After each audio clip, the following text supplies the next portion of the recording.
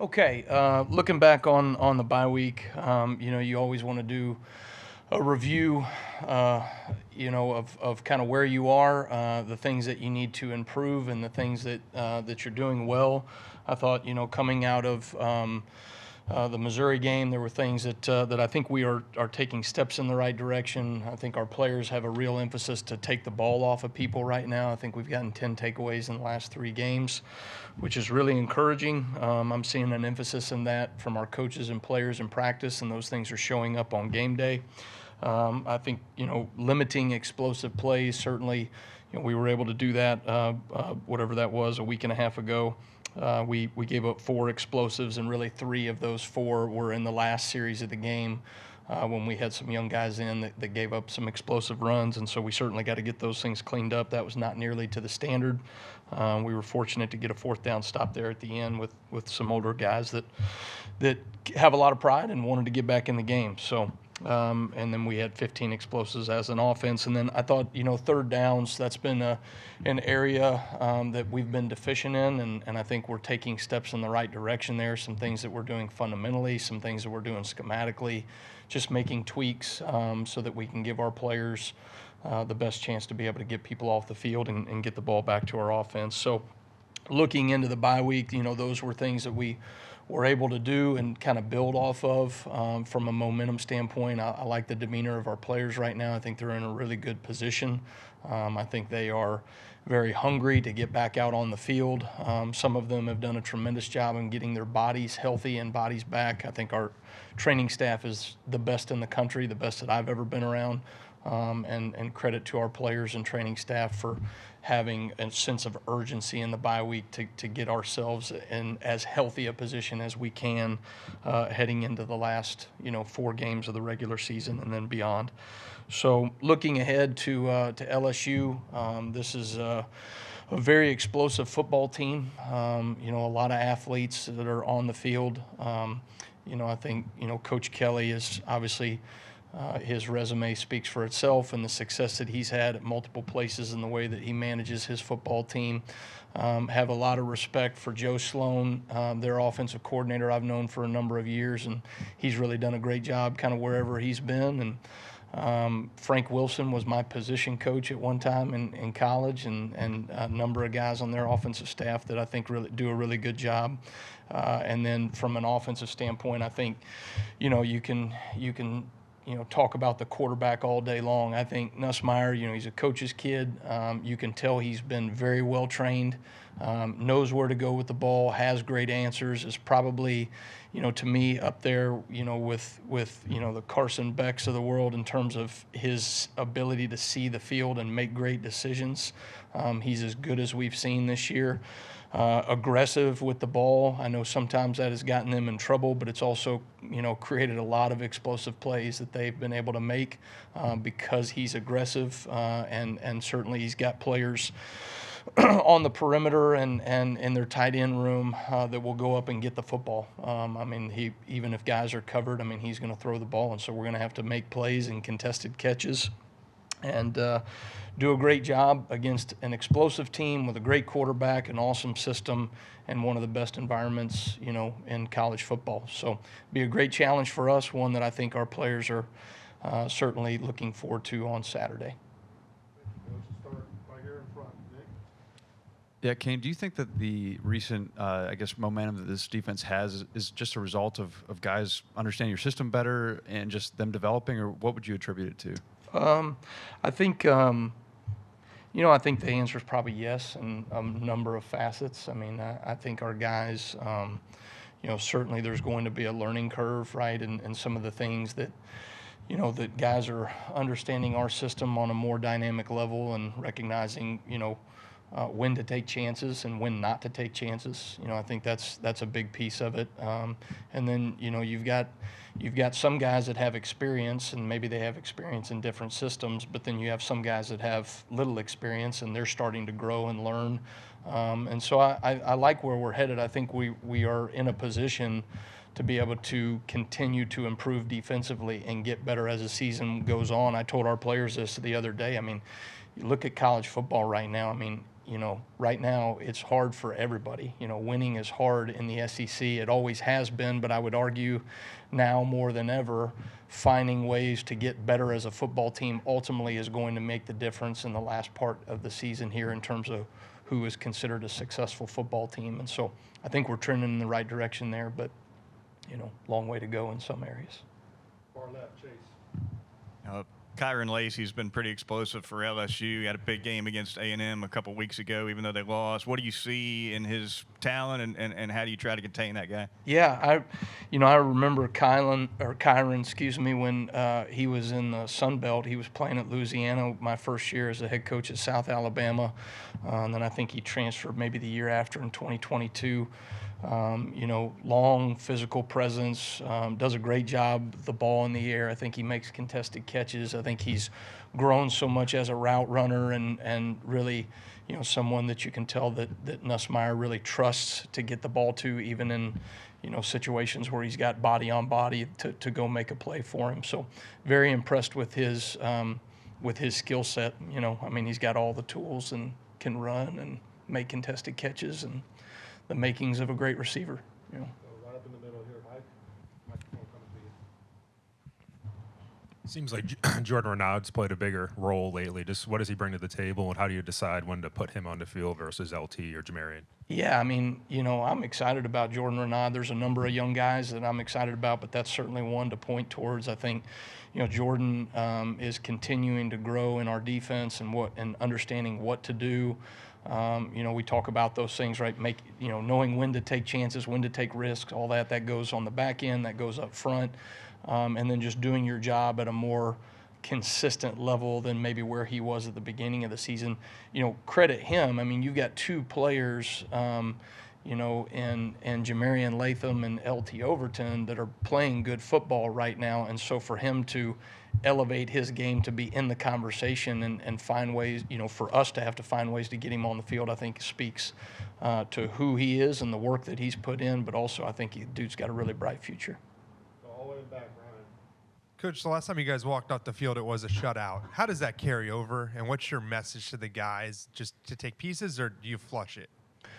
Well, I think I think one of the cool things about that shutout was the way in which it was done. I thought our older players, we were literally having to hold them back in that last drive, right, to not, want to go out on the field and preserve a shutout. I think that's awesome when a group of defensive players have pride in wanting to get stops. And certainly they've gone through adverse situations. We have as a team, we have as a defense, but knowing that at the end of the day, it's not okay to give up touchdowns. It's not okay, at any point, right, to give up scores and yards and all those things. And so I thought that was a great momentum builder for our players to know, hey, one, we were able to get a shutout, we were able to get the stop, but also I thought it was a real opportunity for some older players and coaches to be able to demand the standard out of some younger players that we are going to have to count on, as the season goes. We've already counted on some of those players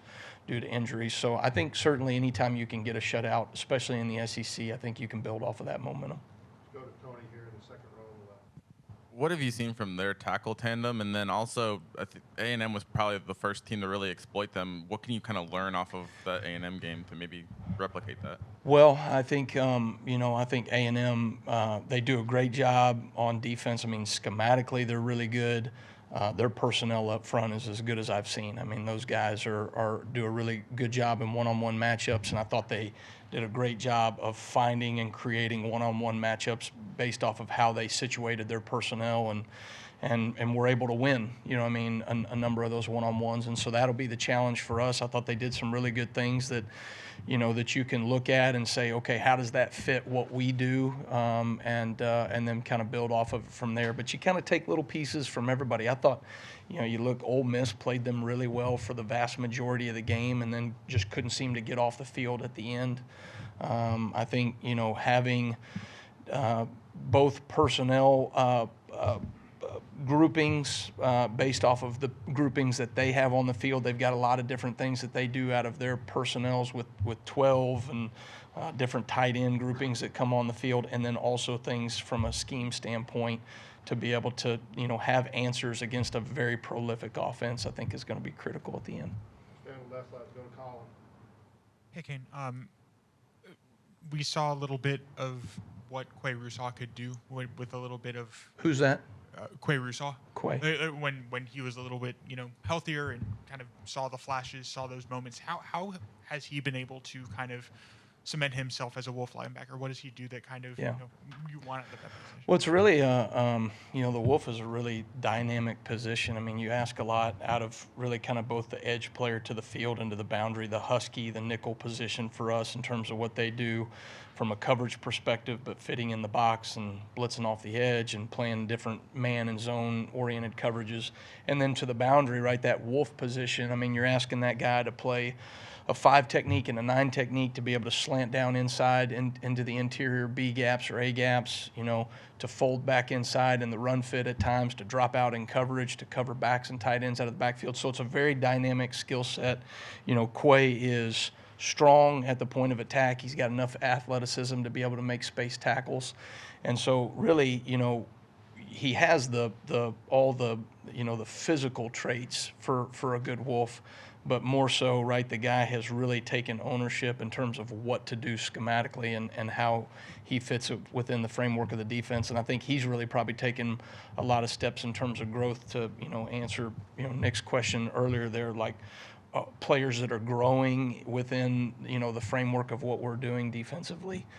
You could certainly point to Quay Rousseau on taking steps in the right direction. Jump back to the right, go to Matt. I was curious about your thoughts and how do you think defensive coaches across the league kind of feel about the order from the league to kind of knock off with the fake injuries? Yeah, I mean, I think to me, ultimately, when you are in a situation where you are hurt in a game and you have to go down, you can't come off the field when these offenses are going too fast. They're watching your sideline. They're aware of. If all of a sudden you try to make a personnel change when you don't have, the iron cross by the officials. And so, I think the rule is still the rule, right? But, you have some of these instances, right, that they're maybe trying to crack down on, and ultimately it doesn't really change what we're telling our guys. Our guys need to understand that, if they're hurt in a game, never come off the field. You always have to go down in that situation so that we can make the proper substitution for that player. Go to the left here, third row. You mentioned that Nussmeier is an aggressive player, but at times he has disadvantages. What have you seen on film that you believe this defense could limit him at times?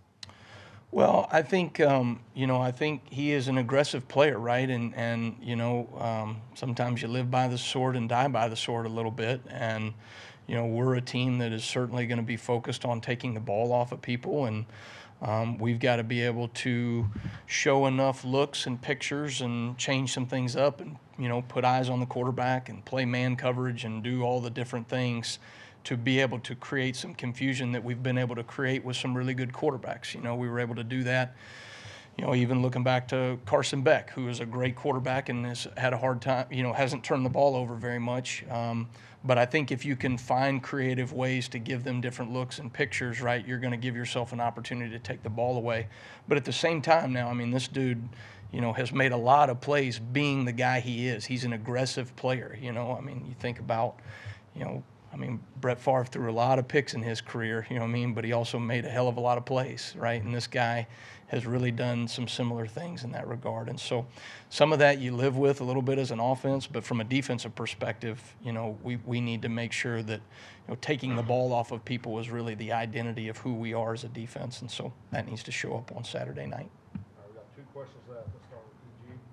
Coach, you said that you like the demeanor that you're seeing from some of your players. Can you go into a little more detail about what you're seeing and from who? Yeah, good question. I mean, I think for me, I think our players have learned from the experiences that they've had this season, and there is a sense of urgency to get better every single day and not waste reps in practice. And so for our guys to have that understanding of, okay, I did this early in the season in practice, and this showed up on game day, be it from a positive standpoint or from an area where we have to get better.